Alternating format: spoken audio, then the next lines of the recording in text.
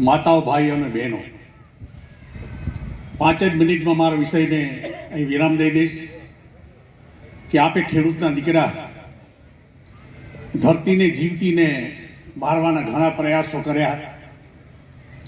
1967થી ખેતી મારા પિતાજીના હાથમાં અને મારે 13 વર્ષની ઉંમરથી હું ખેતીમાં છું. બાકી મારું જીવન તો ઘણા વડીલો જોયું હશે કિસાન સંઘમાં, પણ 2001થી મેં ખેતી બદલાવી. 1967થી કરીને 2000ની સાલ સુધી 800 બોરી યુરિયા ડીએપી વાપરતો હતો અને આજે 23 વર્ષમાં એ એગ્રોમાં નથી ગયો.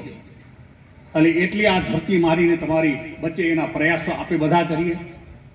અને એ પ્રયત્ન માટે મુખ્ય ગાય છે. ગાય 3 વસ્તુ આપણે દરરોજ આપે છે: દૂધ, ગોબર અને ગૌમૂત્ર. કઈ રીતે શું બનાવવું એ તો કળા છે. એ કળા તમારા હાથમાં છે. પૂજ્ય સંતો બેઠા છે ત્યારે હું એમને પણ મારા વિચારોને એટલા માટે એક ઝાંખી આપું કે ગમે ત્યાં આપ કથા વાંચતા હોય, વંચાવતા હોય, આપણે પ્રવચન કરતા હોય તો આ વસ્તુને પ્રાધાન્ય આપશું જ તો જ ભારતની પ્રજા અને ભારતનો દેશ અને કૃષિ બચી શકશે. જીવનના 23 વર્ષની ઉંમરમાં આજે જે મેં ખેતી બદલાવી એની ઝલક જ માત્ર આપું છું. બાકી ખેડૂત દીકરો એ બેઠો છે. હું દરરોજ 3 થી 6 હું મારા મોબાઈલમાંથી ખેડૂતોને માર્ગદર્શન દઉં. 3 થી 6 પછી ફોન નહીં કરવાનો. મારા નંબર લખી લો. જેને લખવા હોય એને ગમે તેને દેજો. મારી ગાડી ઊભી છે ને એમાં મારા પાછળ નંબર લખ્યા છે. પછી તો 5 લાકડા ખર્ચે જાય સુધી ખર્ચો નથી બીજો. તમને કેમ લાગે છે? ખેડૂત ભારતનો જ્યાં સુધી સુખી નહીં થાય ત્યાં સુધી ભારત નહીં દુનિયા સુખી નહીં થાય. અને એ ભારતની દેશી ગાય અને એ ગાય જો સમૃદ્ધ જશે આ દેશની અંદર તો જ ખેડૂતને ખાનાર પરિવાર એ મારો સમૃદ્ધની આરે બેઠો છે. એને સમૃદ્ધિની તમે એને ઝલક બતાવો ખાલી અને એનું જીવન ધન્ય થઈ જાય.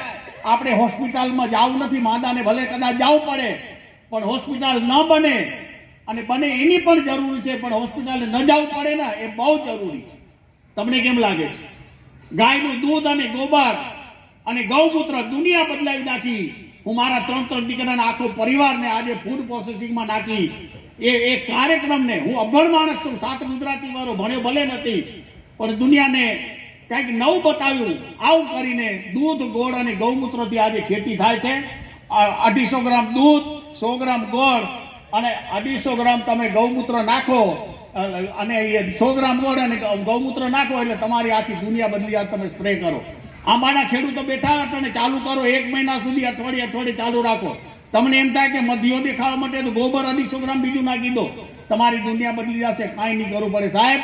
અને તમને કહેવા માટે આવે છો. સન્માન માટે તો મને મેઘજીભાઈ કીધું કે સન્માન માટે નથી આવ્યું, પણ 2 વિચારો હું ખોરીને દઈ શકું તો મારા આ ધન્ય થાય. આટલા અહીંયાની કચ્છનો એક દીકરો છું, ખેડૂત છું આ કચ્છનો અને ગુજરાતનો એક પ્રદેશનો મોટો જિલ્લો.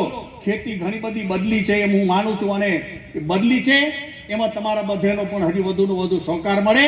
આ સંતોને પણ એટલું જ કહ્યું કે જ્યારે કથા વાંચન અને પ્રજા આપણી સામે બેઠી હોય ત્યારે દૂધ, ગોળ અને ગૌમૂત્ર મારા નંબર દેવા હોય તો દેજો. પણ 3 થી 6 આ મારા ફોન એ જ આવે છે, એ બોલ્યા રાખે. પણ હું બધાને સાંજે આ પાછા સામેથી ફોન કરીને એનો કાર્યક્રમ હોય અને એ ખેડૂતને આજે પરિવર્તન આવ્યું છે. દૂધ, ગોળ અને ગૌમૂત્ર માત્ર હું આજે આંબાની અંદર ખાલી દૂધ છાંટતો તો મારા દીકરા છાંટેલા. માત્ર દૂધ, કાંઈ મચ્છરમાખ નથી. તોય એને આ 1 જ મહિનો ધ્યાન કરવા જેવું છે.